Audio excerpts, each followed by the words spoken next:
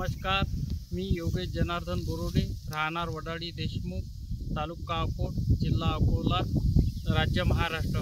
आज दिनांक 25 फेब्रुवारी 2025। मी परंपरागत कृषी विकास योजना अंतर्गत शेती करत आहे।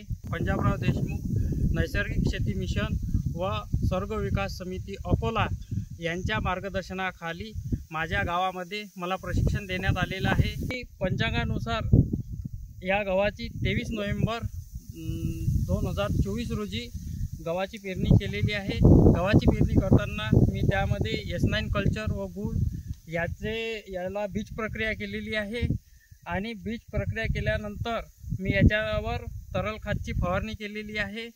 तरल खत दिल्यानंतर मी याला 2 वेळा कंपोस्ट बेडचं जे खत बनवलेलं होतं ते टाकलेलं आहे। त्यामध्ये तांबेरा रोगाचा जो प्रादुर्भाव होत होता तो तांबेरा रोगाचा प्रादुर्भाव झालेला नाही आहे आणि या उत्पादनाचा जो विक्री करतो ते आमच्याच गटाच्या मार्फत जे शेती उत्पादक कंपनी बनवलेली आहे त्यानुसार आम्ही त्यामध्ये विक्री करतो। आणि जैविक जे उत्पादन आहे यामध्ये मागच्या वर्षी मला गव्हाला 2500 रुपये भाव होता आणि मला 3000 रुपये मिळाला। आशा आहे यावर्षी पण 3000 पेक्षा जास्त भाव मिळतील। धन्यवाद।